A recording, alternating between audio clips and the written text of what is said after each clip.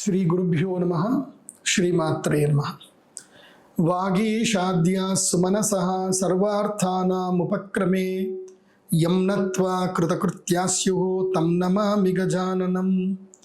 శారదా శారదాంభోజ వదనా వదనాంభుజే సర్వదా సర్వదాస్మాకం సన్నిధిం క్రియాత్. శ్రీమాత్రే నమః. చంద్రగ్రహణము రాబోతుంది. శ్రీ విశ్వావసునామ సంవత్సరములో చంద్రగ్రహణం ప్రత్యేకంగా ఒక్కసారి మాత్రమే, అంటే మన హిందూ క్యాలెండర్ ప్రకారం చూసుకుంటే 2 సంవత్సరాలు, జనరల్ క్యాలెండర్ ప్రకారం చూసుకుంటే మాత్రం ఒక్కసారి. దక్షిణాయన పుణ్యకాలములో ఈ యొక్క చంద్రగ్రహణం రాబోతుంది. దక్షిణాయనములో చంద్రగ్రహణం రావడం వల్ల ఒక మంచి బెనిఫిట్ ఉంటుంది. దక్షిణాయనములో దేవతలు ప్రధాన కాలము అంటారు. సూర్యుడు మనకి ఎనర్జీని ఇచ్చేటువంటి కాలం. ప్రధాన కాలంలో చంద్రగ్రహణం సంభవించినప్పుడు ఎవరైతే గనక ఈ చంద్రగ్రహణము జరిగేటువంటి కాలములో చంద్ర అమృత సిద్ధి తంత్రం అనేటువంటి ఒక యాగం ఉంటుంది. చంద్రామృత సిద్ధి తంత్ర యాగానికి ఎవరైతే గనక పార్టిసిపేట్ చేస్తారో వాళ్ళకి భగవంతుడైనటువంటి సూర్యనారాయణుడు కుబేరుడు అనుగ్రహిస్తాడు. ఎందుకోసమంటే చంద్రగ్రహణం ఏర్పడినప్పుడు ఈ భూమి లోపల ఎన్నో అరిష్టాలు జరుగుతాయి. మీకు అందరికీ బాగా తెలిసిన విషయమే, నేను మళ్ళీ చెప్పాల్సిన అవసరం లేదు. గ్రహణము పర్వకాలము అంటారు. పర్వకాలం అంటే ఏమిటి అంటే అత్యంత శ్రేష్టమైనటువంటి పుణ్యకాలము. ఎందుకు పుణ్యకాలము? చంద్రుడికి గ్రహణం జరిగితే అరిష్టము కదా, చంద్రుడు కనబడట్లేదు కదా, దాన్ని పుణ్యకాలం అని ఎలా చెప్తున్నారు అని అంటే, దేన్ని పుణ్యకాలం అంటారు అంటే ఏదైతే గనక సమయములో మనము చేసేటువంటి పూజ, యాగము, తర్పణము, జపము, ధ్యానము ఏ సమయంలో అయితే మనము ఇవన్నీ చేస్తామో ఆ చేసినటువంటి పుణ్య ఫలితము ద్విగుణీకృతమై, అంటే 10 రెట్లు కాదు 100 రెట్లు మనకి ఎప్పుడైతే ఫలితాన్ని ఇస్తుందో దాన్ని పర్వకాలము అంటారు. సమయము లోపల పర్వకాలాలు ఉంటాయి. ఎలాగైతే మనం తినే ఆహార పదార్థాలు అన్నీ తినేటివే, కానీ ఎప్పుడూ అవి తినకూడదు. తినడానికి ప్రతి ఒక్క ఆహార పదార్థం తినడానికి ఒక్కో సందర్భం ఉంటుంది. మామిడి పండు వేసవి కాలంలోనే వస్తుంది, అప్పుడే తినాలి. సీతాఫలాలు శరదృతువులో వస్తాయి, అప్పుడే తినాలి. ఇలా ఒక్కొక్క ఫలమునకు ఒక్కొక్క కాలం ఉంటుంది. అలాగే గ్రహణము కూడా అద్భుతమైన ఫలితాలు, అంటే అదృష్టయోగము, రాజయోగం ఇచ్చేటువంటి కాలము గ్రహణ కాలం. గ్రహణ కాలములో ఎవరు ఏదైతే పని చేస్తారో దాని యొక్క పుణ్య ఫలితము 100 రెట్లు ఎక్కువగా లభిస్తుంది. అయితే ఈ గ్రహణ సమయంలో చేయవలసిన కార్యక్రమాలు ఏంటంటే, 1 యాగము లేదా జపము లేదా దానము లేదా తర్పణము లేదా ధ్యానము. సో జప, తర్పణ, ధ్యాన, హోమాదులు ఎవరైతే గనక గ్రహణంలో చేస్తారో వాళ్ళని కుబేరుడు అనుగ్రహిస్తాడు. ఎందుకోసం అంటే, కుబేరుడు ఎందుకు అనుగ్రహించాలి? కుబేరుడు దేనికి అధిపతి? ధనానికి అధిపతి అని మనకు తెలుసు. కానీ అతడు యక్షరాజు. యక్షులు అనేటువంటి వాళ్ళు దేవతా సైన్యము. మీరు కొన్ని పుస్తకాలు చెప్తాను, కావాలంటే మీరు యక్షిణీ తంత్రం అని ఒక పుస్తకం ఉంటుంది, మీరు గూగుల్లో సెర్చ్ చేస్తే దొరుకుతుంది, చూడండి. దాని యొక్క మీకు ఈజీగా డౌన్లోడ్ కూడా అవుతుంది, హిందీలో డౌన్లోడ్ దొరుకుతుంది. యక్షిణీ తంత్రం అని చూడండి. ఒక్కొక్క యక్షిణికి ఒక్కొక్క శక్తి ఉంటుంది. యక్షులు ఏంటంటే వరాలు ఇచ్చేటువంటి వాళ్ళు యక్షులు. ఆ యక్షులు చాలా అద్భుతమైన శక్తి సంపన్నులు అవుతారు. విద్యా యక్షిణి ఉంటుంది, ధైర్య యక్షిణి ఉంటుంది, ధన యక్షిణి ఉంటుంది, జ్ఞాన యక్షిణి ఉంటుంది, సూక్ష్మదర్శిని యక్షిణి ఉంటుంది, తర్వాత నిధి దర్శన యక్షిణి ఉంటుంది. ఇలా చాలా యక్షిణులు ఉంటాయి. పెద్ద సైన్యం అది. ఎవరికి? కుబేరుడికి చాలా పెద్ద సైన్యం, యక్ష సైన్యం అంటారు. అందులో యక్షులు, యక్షిణులు. అందుకే మనం పాత సినిమాలో కనుక చూస్తే ఒక డైలాగ్ ఉంటుంది, యక్ష గంధర్వ కిన్నర కింపురుషాదులకు అని అంటారు. అంటే దేవతల్లో కేటగిరీస్ ఉంటాయి. దేవతల్లో ఏంటంటే సైనికులు, ఎవరైతే వరాలు ఇచ్చేటువంటి వాళ్ళు, శక్తి సంపన్నులు, సైన్యములో ఉండేటువంటి వాళ్ళు యక్షులు. తర్వాత దేవతలకి ఎంటర్టైన్మెంట్ చేసేటువంటి వాళ్ళు కిన్నరుడు, అంటే మృదంగము, సంగీతము, వాద్యము ఇదంతా చేసేటువంటి వాళ్ళు కిన్నరులు. తర్వాత గంధర్వులు. ఈ గంధర్వులు ఏంటంటే ఎప్పుడు కూడా కళా వినోదంలో ఉండేటువంటి వాళ్ళు గంధర్వులు. వీళ్ళు దేవతలని ఎప్పుడు కూడా వాళ్ళకి సేవ చేస్తూ ఉంటారు, దేవతలకి కావలసినవన్నీ కూడా చేస్తూ ఉంటారు. వీళ్ళు దేవతల యొక్క పర్సనల్ స్టాఫ్ అని కూడా చెప్పవచ్చు. తర్వాత కింపురుషులు. ఈ కింపురుషులు ఏంటంటే పూర్తిగా ఏదైతే దేవతల యొక్క అడ్మినిస్ట్రేటర్లో ఏదైతే ఉంటుందో అడ్మినిస్ట్రేటర్ వర్క్, అంటే మనకి గవర్నమెంట్ ఎంప్లాయీస్ ఎట్లానో అట్లా దేవతల్లో గవర్నమెంట్ ఎంప్లాయీస్ లాగా. గంధర్వులు ఎవరు అని అంటే దేవతల లోపల ప్రధానమైనటువంటి ఎవరైతే కనుక అడ్మినిస్ట్రేటర్లో ఉండేటువంటి, లైక్ ఐఏఎస్ ఐపీఎస్ కేటగిరీ మనం అనుకుంటాం కదా, అలాంటి కేటగిరీ. తర్వాత అందులోపలనే మళ్ళీ ఎంటర్టైన్మెంట్ పీరియడ్ వస్తుంది, ఇంకా అన్నీ వస్తాయి. అందులోపల యక్షులు చాలా కీలకం. యక్షులు ఎవరు అని అంటే గనక వాళ్ళకి పూర్తి తెలివితేటలు ఉన్నటువంటి వాళ్ళు. విమాన యక్షిణి ఉంటుంది, సౌభాగ్య యక్షిణి ఉంటుంది, వాళ్ళకి ఎన్నో కేటగిరీస్ ఉంటాయి. అలాంటి యక్షులు ఎవరు అంటే సైన్యము అని. ఇప్పుడు మన దేశంలో కూడా సైన్యం కావాలి, భూమి మీద పోరాడే వాళ్ళు కావాలి, అలాగే ఆకాశంలో పోరాడే వాళ్ళు కావాలి, అలాగే సముద్రంలో నీళ్లలో పోరాడే వాళ్ళు కావాలి. కానీ దేవతలకి ఎలాంటి పోరాడే వాళ్ళు ఉంటారు అంటే పంచభూతాలను కూడా తమ ఆధీనం చేసుకునేటువంటి యక్షులు ఉంటారు. అలాంటి అద్భుతమైన యక్ష సైన్యము కుబేరుడిది యక్ష సైన్యం. అయితే మనకి తెలియదు, కానీ మనము చూస్తున్న ప్రపంచం వేరు, మనము చూడనటువంటి 12D డైమెన్షన్ వరల్డ్ ఉంటుంది. 12 డైమెన్షన్లతో వరల్డ్ ఉంటుంది, అది మన కంటికి కనబడదు. కానీ ఈ వరల్డ్లో 12D డైమెన్షన్లో ఎక్కడో ఒక చోట ప్రపంచం ఒకటి నడుస్తూనే ఉంటుంది. అలాగే యక్షులు కూడా ఎప్పుడు కూడా ఈ భూమిని భూత ప్రేతాల నుంచి, రాక్షసుల నుంచి, రాక్షసుల్లో కూడా కేటగిరీస్ ఉంటాయి, రాక్షసులు, పిశాచాలు, తర్వాత దానవులు, దాంట్లో కూడా కేటగిరీస్ ఉంటుంది. సో ఆ కేటగిరీస్ నుంచి కాపాడడానికి యక్షులు ఎప్పుడు కూడా సంచారం చేస్తూనే ఉంటారు. అలా సంచారం చేసే యక్షులకి ఒక బ్రేక్ టైం అవుతుంది, అంటే వాళ్ళ శక్తి మొత్తం క్షీణమైపోతారు, వాళ్ళు ఏం చేయలేకపోతారు. ఆ సమయం ఏంటో తెలుసా? గ్రహణం. అందుకే మీరు పాత గ్రంథాలు ఏవి చూసినా గ్రహణం చాలా కీలకం. దుష్ట శక్తులకి గ్రహణం చాలా కీలకం. అందుకే కొంతమంది ఏం చేస్తారు అంటే గ్రహణ సమయంలో సాధన చేస్తారు.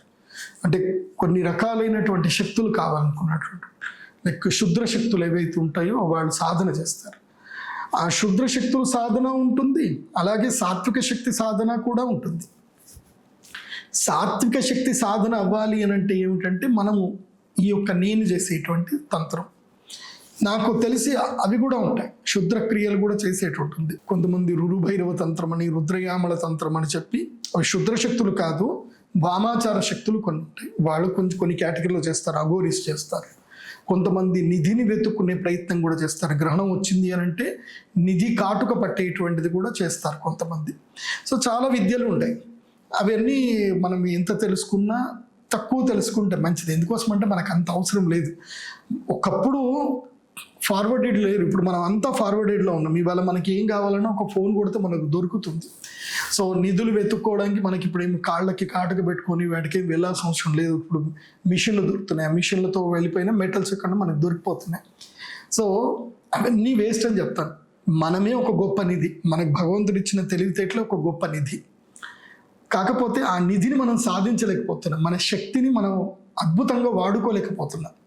అలా వాడుకోవాలి, మన శక్తి ద్విగుణీకృతం కావాలి, మనకి దేవతల నుంచి శక్తి కావాలి.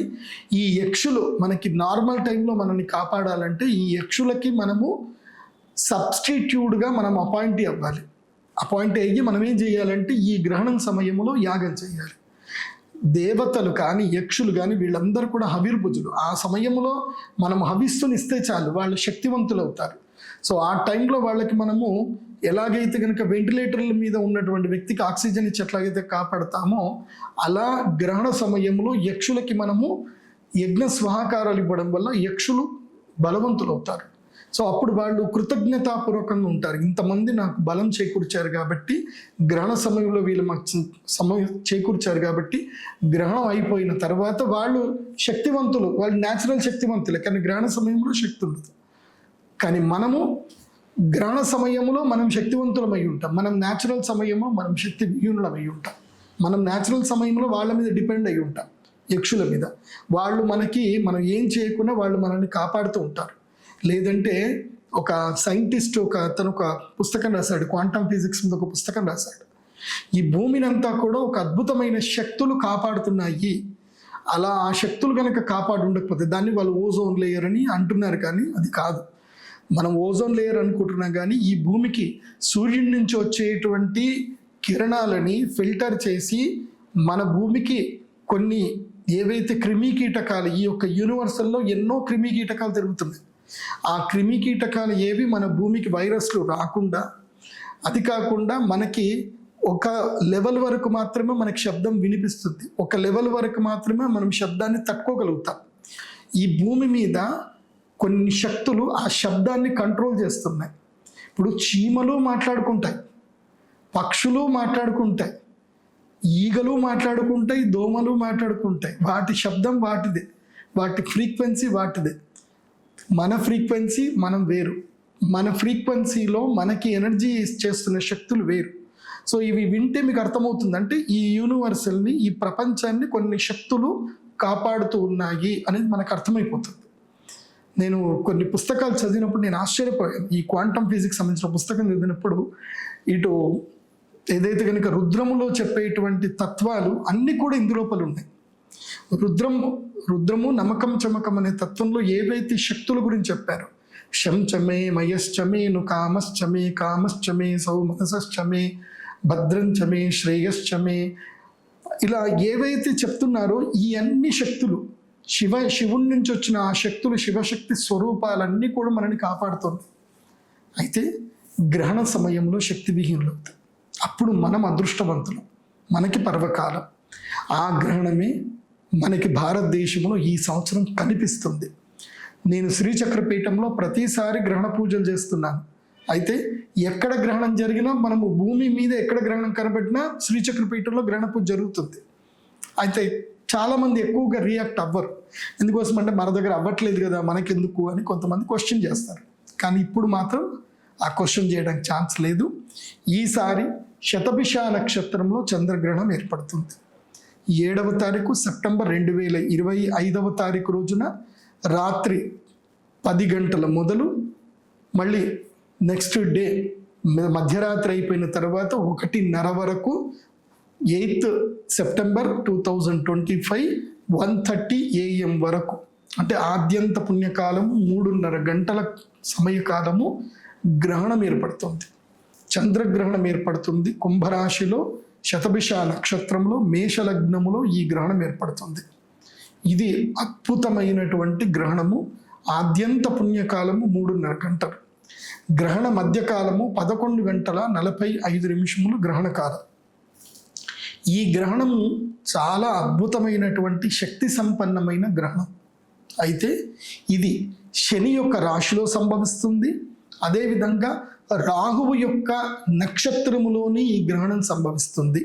కాబట్టి ఇది మనకి అరిష్టము. మనకి అంటే భారతదేశానికి అరిష్టము, జలమునకు అరిష్టము. బాగా గుర్తుపెట్టుకోండి. కుంభరాశి జలతత్వ రాశి, కుంభము అంటే మట్టి కుండ. కాబట్టి కుండలో మనం ఏం పెడతాము అంటే ధాన్యములు పెడతాము, నీళ్లు పెట్టుకుంటాం, అన్నీ పెట్టుకుంటాం. కుంభరాశి యొక్క లక్షణం ఏంటంటే ఒక మనిషి నీటిని ఇలా జాడివారుస్తున్నటువంటి కుంభరాశి యొక్క లక్షణం. ఘటము ఎత్తుకున్న లక్షణం, అది జలఘటం ఎత్తుకున్న లక్షణం. కాబట్టి కుంభరాశిలో ఈ గ్రహణం సంభవించినప్పుడు ఏం జరుగుతుంది అని అంటే ముఖ్యంగా జలగండములు ఏర్పడతాయి.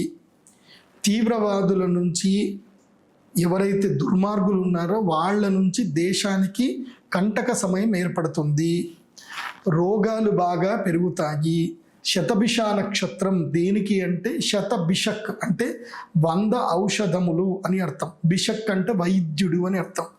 సో నక్షత్రాలలో వైద్యకీయ నక్షత్రం ఏమిటంటే శతభిష నక్షత్రము. ఇది మెడిసినల్ నక్షత్రం ఇది. కాబట్టి చంద్రుడు శతభిష నక్షత్రంలో ఉంటే మెడిసినల్ వాల్యూస్ ఇస్తాడు పౌర్ణమి రోజు. చంద్రుడు శతభిష నక్షత్రంలో ఎంటర్ అయ్యి యూనివర్సల్కి ఏంటంటే ఔషధ కిరణాలను ప్రసరింపజేస్తాడు. అలాంటి చంద్రుడు పౌర్ణమి రోజున శతభిష నక్షత్రంలో ఔషధ కిరణాలు ప్రసరింపచేయడు, తటస్థుడు అవుతాడు. భూమి యొక్క నీడ భూమి మధ్యలోకి వస్తుంది. అంటే భూమి నీడ లోపలికి చంద్రుడు ఎంటర్ అవుతాడు. కాబట్టి ఆరోగ్య సమస్యలు వస్తాయి. మనం ఇప్పటికే మే జూన్లో మనం కోవిడ్ వైరస్లు ఏదైతే సింగపూర్ కానీ వేరే దేశంలో కోవిడ్ ఒమిక్రాన్ వేరియంట్ అనే కొత్త వేరియంట్ వచ్చింది అని తెలుసుకుంటున్నాం. సో ఇలాంటి వైరస్లు ప్రబలిల్లేటువంటి అవకాశం ఉంటుంది. అది కాకుండా దేశ సార్వభౌమత్వానికి కూడా కీడు జరిగే అవకాశాలు ఉంటాయి. దీన్ని మన సైనికులు సమర్థవంతంగానే ఎదుర్కొంటారని విశ్వసిద్దాము. అమ్మవారికి కూడా నేను ప్రార్థన చేస్తాను. కాబట్టి ఈ సమయంలో మనం అందరం కూడా జాగ్రత్తగా ఉండడం చాలా ముఖ్యం. అందుకే ఈ చంద్రగ్రహణము ప్రత్యేకంగా మా శ్రీచక్ర పీఠం యొక్క దేవస్థానంలోనే చేయించడం జరుగుతుంది. ఈ చంద్రగ్రహణము 7 సెప్టెంబర్ రోజున రాత్రి 9 గంటల నుంచి గ్రహణం ప్రారంభమవుతుంది. మరి ఈ గ్రహణం యొక్క కార్యక్రమ వివరాలు ఎలా ఉంటాయో చెప్తాను, జాగ్రత్తగా వినండి. ఈ చంద్రగ్రహణానికి తప్పకుండా ముందుగానే అందరూ కూడా రిజిస్టర్ చేసుకోవాలి. ఈ గ్రహణంకి రిజిస్టర్ చేసుకున్న వ్యక్తులకు మాత్రమే లోపలికి అలౌడ్ ఉంటుంది. ఎట్లాగైతే సినిమా థియేటర్లో టికెట్ ఉంటేనే లోపలికి పంపిస్తారు, ఎట్లాగైతే ఉంటుందో అలాగే ఈసారి చంద్రగ్రహణానికి టికెట్ ఉన్నటువంటి వాళ్లకు మాత్రమే లోపలికి రానివ్వడం జరుగుతుంది. అందరికీ రానివ్వడము లేదు, జరగదు. ఎందుకోసమంటే పోయినసారి చాలామంది వచ్చేసారు, నాకు అసలు కంట్రోల్ చేయడం చాలా కష్టమయ్యింది, ఎక్కువ మంది వచ్చేసారు. కాబట్టి ఎవరెవరు వచ్చారు అనేది మీరు తప్పకుండా ముందుగానే రిజిస్టర్ చేసుకోవాలి. ఈసారి 120 మందికి మాత్రమే 120 మందికి మాత్రం అవకాశం ఉంటుంది. అందులోపల 120 మందికి ఎక్కువ మంది దాటితే మాత్రం అలో లేదు. ముందుగానే చెప్తున్నాం, 120 మందికి మాత్రమే అవకాశం ఉంటుంది. ముందుగానే అందరు కూడా బుక్ చేసి పెట్టేసుకోండి. నామినల్ ఫీజు ఉంటుంది, అది పే చేసేసి మీరు బుక్ చేసి పెట్టుకోండి. అండ్ మీరు శ్రీచక్రపీఠం వచ్చినాక అక్కడ మీరు క్యాష్ అనేది పే చేయాలి. సో ఈ గ్రహణము వివరాలు ఎలా ఉంటాయి, పూజా కార్యక్రమ వివరాలు ఎలా ఉంటాయి చెప్తాను, జాగ్రత్త వినండి. నెంబర్ 1, ఈ గ్రహణానికి సంబంధించి మీరందరూ కూడా ముందుగానే బుక్ చేసుకోవాలి. సో ఎవరెవరికి ఈ గ్రహణం అరిష్టంగా ఉంది, ఎవరికి అధమ ఫలితాలు, ఎవరికి ఉత్తమ ఫలితాలని చెప్తాను, జాగ్రత్తగా చూడండి. ఈ గ్రహణము ఎవరెవరికి అరిష్టము అంటే, మొట్టమొదటిగా జన్మస్థానములో గ్రహణం జరిగితే గనక వాళ్ళకి అరిష్టం. సో వాళ్ళ యొక్క జన్మరాశిలోనే గ్రహణం జరుగుతుంది అని అంటే వాళ్ళకి మనోధైర్యము కోల్పోతారు, మానసిక వ్యధలు వస్తాయి, ఆరోగ్య బాధలు వస్తాయి, తర్వాత పరువు నష్టం కూడా ఏర్పడే అవకాశం ఉంటుంది. కాబట్టి జన్మస్థానంలో ఉంటే ఇలాంటి అరిష్టాలు వస్తాయి. కాబట్టి ఈ సంవత్సరము ఈ చంద్రగ్రహణము ఏ స్థానంలో, జన్మస్థానంలో అంటే కుంభరాశిలో శతభిష నక్షత్రంలో ఏర్పడుతుంది. కాబట్టి కుంభరాశి వారు ఈ గ్రహణం చూడకూడదు. ధనిష్ట 3-4 పాదాలు శతభిష నక్షత్రము, అదేవిధంగా పూర్వ భాద్రపద నక్షత్రం వారు ఈ గ్రహణము చూడకూడదు. ఎట్టి పరిస్థితుల్లో ఈ గ్రహణములో కుంభరాశి వాళ్ళు, ఈ నక్షత్రాల వాళ్ళు తప్పకుండా చంద్రామృత సిద్ధి తంత్ర యాగము, ఇది అరిష్ట నివారణ తంత్ర యాగం తప్పకుండా చేసుకోవాలి, మేలు జరుగుతుంది. తర్వాత 12 స్థానములో చంద్రగ్రహణం ఏర్పడుతుంది. ఎవరికి అనంటే మీనరాశి 12 స్థానం అవుతుంది. మీనరాశి వారికి ఈ యొక్క చంద్రగ్రహణము వ్యయస్థానంలో జరుగుతుందంటే ఖర్చులు విపరీతం అవుతాయి. కానీ ఒక బెనిఫిట్ ఉంటుంది, వీళ్ళకి దూరదేశాలకు వెళ్ళే వాళ్ళకి మాత్రం కలిసి వస్తుంది.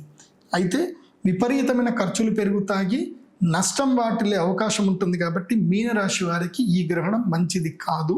కాబట్టి మీనరాశి వారు కూడా ఈ యాగం చేసుకుంటే మంచిది. మీనరాశికి సంబంధించిన నక్షత్రాలు ఉత్తరా భాద్రపద 4వ పాదము, పూర్వ భాద్రపద రేవతి నక్షత్రం యొక్క అన్ని పాదాలు. కాబట్టి ఉత్తరా భాద్రపద, రేవతి, పూర్వ భాద్రపద నక్షత్ర జాతకులు తప్పకుండా ఈ యొక్క గ్రహణ సమయంలో అరిష్ట నివారణ తంత్ర యాగం చేయించుకుంటే మంచిది. ఇక 4వ స్థానములో సుఖస్థానములో కూడా గ్రహణం ఏర్పడబోతుంది. సుఖస్థానము ఎవరికి అనంటే వృశ్చిక రాశి వారికి. ఈ వృశ్చిక రాశి వారికి తమ సుఖస్థానములో గ్రహణం ఏర్పడుతుంది. కాబట్టి వృశ్చిక రాశి వారికి తమ రాశి నుంచి 4వ రాశిలో గ్రహణం ఏర్పడుతుంది. కాబట్టి వాళ్ళకి ఏంటంటే సుఖము పోతుంది, కుటుంబంలో కలహాలు ఏర్పడతాయి. ఈ గ్రహణ సమయం తర్వాత 48 రోజుల వరకు ఈ ఎఫెక్ట్ ఉంటుంది. సో కుటుంబ కలహాలు ఏర్పడతాయి, ఇల్లు తాకట్టు పెట్టుకునే పరిస్థితులు వస్తాయి, తల్లికి అనారోగ్యం వస్తుంది, వెహికల్స్ వల్ల ఎఫెక్ట్ పడే అవకాశం ఉంటుంది. సో 2 వీలర్స్ కానీ 4 వీలర్స్ నడిపించేటప్పుడు వృశ్చిక రాశి వారు చాలా జాగ్రత్తగా ఉండాలి. సో వృశ్చిక రాశిలో జన్మించినటువంటి వారికి తమ యొక్క అనుయాయుల వల్లనే, తమ సభ్యుల వల్లనే, తమ అనుయాయుల వల్లనే వాళ్ళకి నష్టం జరుగుతుంది. ఎలాగైతే గనక సంభాజీ మహారాజుకి తన అనుయాయులే ఆయన అడ్రస్ చెప్పి ఆయన మరణానికి కారణమయ్యారో, అలాగే దేశానికి సంబంధించిన నాయకులకు కూడా తమ అనుయాయులే మోసం చేస్తారు. అలాంటి సందర్భం ఇప్పుడు జరగబోతుంది. కాబట్టి నాయకులు, ప్రధానమైనటువంటి రక్షణ రంగంలో ఉండేటువంటి గొప్పవాళ్ళు తమ అనుయాయుల పట్ల చాలా అప్రమత్తంగా ఉంటే మంచిది. తరువాత అత్యంత కీలకమైనటువంటి అరిష్టం ఎవరికి అనంటే, ఆయుష్ స్థానములో గనక గ్రహణం ఏర్పడితే 8వ స్థానములో, అంటే ఆయుష్, దీర్ఘకాలిక రోగములు, మరణం జరిగేటువంటి స్థానం 8వ స్థానం. గ్రహణము తమ రాశి నుంచి 8వ స్థానంలో గనక జరిగితే వాళ్ళకి ఆరోగ్య నష్టము, తర్వాత మృత్యుగండాలు కూడా ఉంటాయి, ముఖ్యంగా జలగండాలు ఉంటాయి. సో ఎవరికి ఇది ఉంది అనంటే, కర్కాటక రాశికి ఈ చంద్రగ్రహణము ఆయుష్ స్థానంలో రాబోతుంది కాబట్టి కర్కాటక రాశి వారికి అరిష్టం. కాబట్టి ఈ 4 రాశుల వాళ్ళు ఎవరైతే గనక, ఏ రాశుల వాళ్ళు అంటే చంద్రగ్రహణము 4 రాశులకి అరిష్టం. కుంభరాశి, మీనరాశి, వృశ్చిక రాశి, కర్కాటక రాశి, ఈ 4 రాశులకి ఈ చంద్రగ్రహణము అరిష్టప్రదము. కాబట్టి ఈ 4 రాశుల వాళ్ళు చంద్రగ్రహణం చూడకూడదు. వీళ్ళు గ్రహణ పూజ చేస్తున్నా సరే చంద్రగ్రహణాన్ని వీక్షించకూడదు. ఒకవేళ మీరు గ్రహణంకి వచ్చినప్పుడు మీ అందరికీ వచ్చి రాగానే రుద్రశూల స్పర్శ ఉంటుంది కాబట్టి రుద్రశూల స్పర్శ చేసుకుంటే ఎవరికి ఏ అరిష్టం జరగదు. కాబట్టి శ్రీచక్రపీఠములోని ఎందుకు చంద్రగ్రహణ యాగం చేయాలి అని అంటే, అక్కడ మనకి ఒక శూలం ఉంటుంది, అదే మనల్ని రక్షిస్తుంది, అదే రుద్రశూలం. ఆ రుద్రశూలం ఉన్నన్ని రోజులు మనల్ని ఎవ్వరూ ఏమీ చెయ్యలేరు, ఏది జరగదు. కాబట్టి ఆ జగదంబ, ఆ శివుడు రుద్రశూలం మనల్ని సంరక్షిస్తుంది కాబట్టి రుద్రశూల స్పర్శ ఉంటుంది. అందరూ కూడా ఈ చంద్రామృత సిద్ధి తంత్రంలో యాగంలో అటెండ్ అవ్వాలి. ఈ 4 రాష్ట్రాల వాళ్ళు మస్ట్ అండ్ షుడ్ అటెండ్ అవ్వాలి. ఇక ఈ యొక్క చంద్రగ్రహణం వల్ల కూర్చో ఈ చంద్రగ్రహణం వల్ల ఉత్తమమైనటువంటి ఫలితాలు ఎవరికి రాబోతున్నాయి? ఈ చంద్రగ్రహణంలో ఇప్పుడు గ్రహణం వస్తే అరిష్టం జరుగుతుంది అని అంటే లాభం కూడా జరగాలి కదా. అంటే వెలుగు ఉన్నప్పుడు నీడ ఉంటుంది, నీడ ఉన్నప్పుడు వెలుగు కూడా ఉంటుంది కదా. కాబట్టి 4 రాశులు మీన, కుంభ, వృశ్చిక, కర్కాటక రాశి వారికి అరిష్టమవుతే గనక ఉత్తమ ఫలితాలు 4కు ఉంటాయి. ఆ 4 ఎవరు అని అంటే, ధైర్య స్థానంలో గ్రహణం జరగబోతుంది. తమ యొక్క ధైర్య స్థానంలో గ్రహణం జరుగుతుంది కాబట్టి 3వ స్థానములు, దాన్ని ధైర్యస్థానాన్ని 3వ స్థానం అంటారు. తమ జన్మస్థానం నుంచి 3వ స్థానంలో గ్రహణం జరిగితే వాళ్ళకి ధైర్య సాహసాలు సిద్ధిస్తాయి. ఎప్పుడు? ఈ యాగం చేస్తే. యాగం చేయడం వల్ల వాళ్ళకి యక్షులు ధైర్యాన్ని, శక్తిని, సాహసాన్ని ఇస్తారు. కాబట్టి ధనుస్సు రాశి వారికి ఈ గ్రహణము ధైర్యప్రదము, శక్తిప్రదము. కాబట్టి ధనుస్సు రాశి వారు ధైర్య సాహసాలు, శక్తి పొందాలన్నా, ఎనర్జీస్ పొందాలి అన్నా ఈ యొక్క గ్రహణ సమయంలో తప్పకుండా యాగములో అటెండ్ అవ్వాలి. కాబట్టి ధనుస్సు రాశి అంటే ఏమిటి? మూలా నక్షత్రము, అదేవిధంగా పూర్వాషాఢ నక్షత్రము, ఉత్తరాషాఢ నక్షత్రము, 1వ పాదము, వీళ్ళందరూ కూడా ఈ గ్రహణంలో పార్టిసిపేట్ చేస్తే మంచిది. వాళ్ళకి ధైర్య సాహస సిద్ధి లభిస్తుంది. స్టార్టప్ బిజినెస్లు ఎవరైతే పెట్టాలనుకుంటున్నారో వాళ్ళకి ఇది బాగా ఉంటుంది. రక్షణ రంగంలో ఎవరైనా జీవితంలో పొందాలి, రక్షణ రంగంలోకి వెళ్ళాలి, పోలీస్ జాబ్ రావాలి, మిలిటరీలో జాబ్ రావాలి, డిఆర్డిఓలో జాబ్ రావాలి అనుకునే వాళ్ళు ఉంటారు కదా, వాళ్ళకి ఆ ధనుసు రాశి వాళ్ళకి అంటే ఈ ఆలోచన ఉండి ధనుసు రాశి అయ్యి ఉంటే కనుక వాళ్ళకి ఇది బాగా కలిసి వస్తుంది. తరువాత ఇంకోటి ఏంటంటే, కొంతమంది పిల్లలు భయపడతా ఉంటారు, ఏం ధైర్యం చేయరు, మెట్లు ఎక్కమన్నా భయపడతారు. అలాంటి వాళ్ళకి అలాంటి లక్షణాలు ఉన్న ధనుసు రాశి వారికి ఇది మంచిది. ఇక కన్యా రాశి వారికి శత్రుస్థానములో ఈ గ్రహణం జరగబోతుంది. బాగా గుర్తుపెట్టుకోండి, మన జీవితంలో మనకి సమస్యల్లా వచ్చేది అంటే శత్రువుల వల్ల, రుణము వల్ల, రోగము వల్ల, దుఃఖము వల్ల, పీడ వల్ల, నష్టము వల్ల, అకాలంలో జరిగేటువంటి గండాల వల్లనే మన జీవితంలో పెద్ద నష్టం వచ్చే అవకాశం ఉంటుంది. మరి అలాంటి నష్టము రావద్దు అని అంటే ఎవరికి అంటే ఇవన్నీ కేటగిరీస్లో కన్యా రాశి వారికి మాత్రమే ఆపర్చునిటీ ఉంది.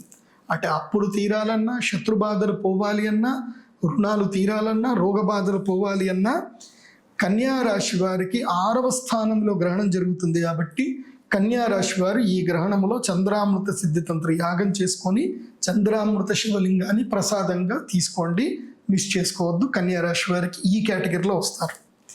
ఇక 10వ స్థానంలో గ్రహణం ఏర్పడుతుంది. తమ రాశి నుంచి 10వ స్థానంలో గ్రహణం ఏర్పడితే 10వ స్థానం ఏంటి అంటే రాజ్యస్థానము, కర్మస్థానము.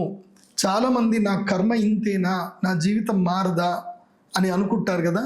కర్మ, సో పాపకర్మ ఫలితం అంతా కూడా పోయి శక్తి రావాలి, మంచి ఉద్యోగం రావాలి, మంచి వ్యాపారంలో సెటిల్ అవ్వాలి, కొత్తగా ఏదైనా వ్యాపారం స్టార్ట్ చేయాలి, జీవితంలో మార్పు రావాలి, సెటిల్ అవ్వాలి, లైఫ్లో సెటిల్ అవ్వాలి, స్టెబుల్గా ఇన్కమ్ రావాలి అని ఎవరికైతే ఉంటుందో వాళ్ళు ఒకవేళ కనుక వృషభ రాశి అయ్యి ఉంటే వాళ్ళకి ఈ ఆపర్చునిటీ ఉంటుంది.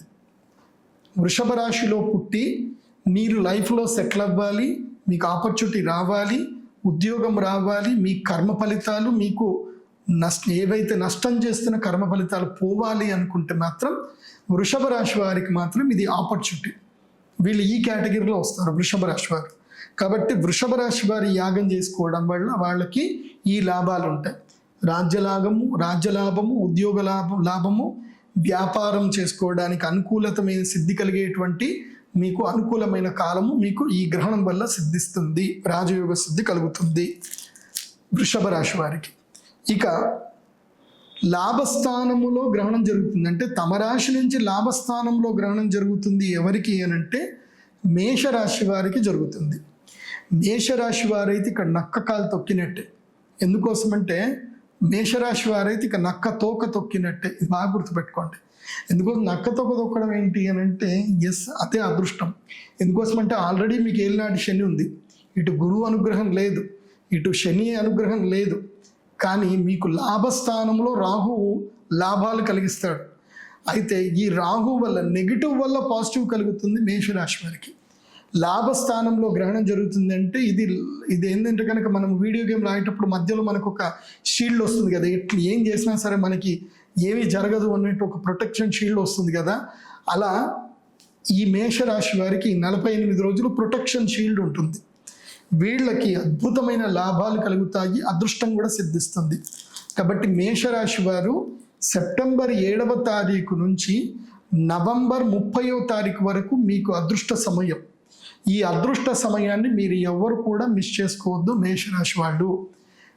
ఈ చంద్రగ్రహణ సమయంలో చంద్రామృత సిద్ధి తంత్రం చేసుకుంటే మేషరాశి వారికి లాభము, రాజయోగ సిద్ధి కలుగుతుంది. ఇది బ్రైట్ ఆపర్చునిటీ మేషరాశి వారి మిస్ చేసుకోవద్దు. ఇక నార్మల్ మీకు ఇష్టం ఉంటే రండి, లేకపోతే లేదు. ఆ 4 రాశులు ఎవరు అని అంటే ధనస్థానములో మకర రాశి వారికి ధనస్థానంలో జరుగుతుంది. కాబట్టి మకర రాశి వాళ్ళు గనక, మకర రాశి వాళ్ళు అంటే ఎవరు అని అంటే ఉత్తరాషాఢ నక్షత్రం 3 పాదాలు, శ్రవణము, ధనిష్ఠ నక్షత్రం యొక్క 2 పాదాలు. మకర రాశి వారు ఈ చంద్రామృత సిద్ధి తంత్రం యాగం చేసుకుంటే ధనయోగ సిద్ధి కలుగుతుంది. తాతల ముత్తాతల నుంచి ఏమైనా కోర్టు కేసులో ఉంటే గనక అవి అన్నీ కూడా పోయి చక్కగా లాభం రావాలి, ధనం రావాలి, నష్టవస్తు ధన ప్రాప్తి కావాలి అనుకుంటే మకర రాశి వాళ్ళు ఎవరైనా డబ్బులు పోగొట్టుకున్నా, ఆస్తులు అమ్ముడు పోవట్లేదు అనుకున్నా వాళ్ళు మాత్రం ఈ యాగం చేసుకుంటే వాళ్ళకి మేలు జరుగుతుంది, వాళ్ళకి 2వ స్థానంలో జరుగుతుంది. కాబట్టి ఇక తులారాశిలో మెయిన్గా నేను చెప్పేది ఎవరికి అంటే సంతానం లేనటువంటి వాళ్ళు, అదేవిధంగా విద్యా ప్రాప్తి కలగనేటువంటి వాళ్ళు, అదేవిధంగా కీర్తి సౌఖ్యం అంటే ఎంత చేసినా పేరు రాదు అలాంటి వాళ్ళు ఈ యాగం చేసుకోవచ్చు. ఎందుకోసం అంటే మీకు పంచమస్థానం జరుగుతుంది కాబట్టి ముఖ్యంగా విద్యార్థులు, మీ పిల్లలు ఎవరైనా సరే ఎంత చదివినా గుర్తుండట్లేదు, ఏది చేసినా అసలు వాళ్ళు చదువులో ఎదగట్లేదు, వాళ్ళకి మాత్రం అది తులారాశిలో పుట్టుంటే కనుక వాళ్ళకి ఇది లక్కీయెస్ట్ టైం. కాబట్టి వాళ్ళు కూడా వచ్చి యాగం చంద్రామృత సిద్ధితంత్రం యాగం చేసుకోవచ్చు. తర్వాత మిథున రాశి. ఈ మిథున రాశి వారికి భాగ్యస్థానంలో గ్రహణం జరుగుతుంది కాబట్టి లైఫ్లో ఒక మ్యాజిక్ జరగాలి, ఒక అద్భుతం జరగాలి, అది జరిగితే తప్ప నా జీవితం మారదు అని అనుకుంటే కనుక అది మిథున రాశి వారు అయితే కనుక వాళ్ళకి బ్రైట్ ఆపర్చునిటీ, వాళ్ళు కూడా యాగం చేసుకోవచ్చు. ఇక సింహరాశి, ఎవరికైతే పెళ్ళిళ్ళు అవ్వట్లేదు, పెళ్ళి కానటువంటి వాళ్ళు, అసలు లైఫ్లో కరువులో బతుకుతున్నటువంటి వాళ్ళు, అదేవిధంగా ముఖ్యంగా భార్యాభర్తల మధ్యన సరి అయినటువంటి సయోధ్యత లేనటువంటి వాళ్ళు సింహరాశిలో ఉంటే గనక వాళ్ళు వచ్చి ఈ యాగం చేసుకున్నట్లయితే వాళ్ళకు కూడా మేలు జరుగుతుంది. ఇవి ఏ ఏ రాశులు ఈ యొక్క గ్రహణ సమయంలో వచ్చి పూజ చేసుకోవాలో వివరణ. సర్వే జనా సుఖినో భవంతు. శ్రీమాత్రే నమః.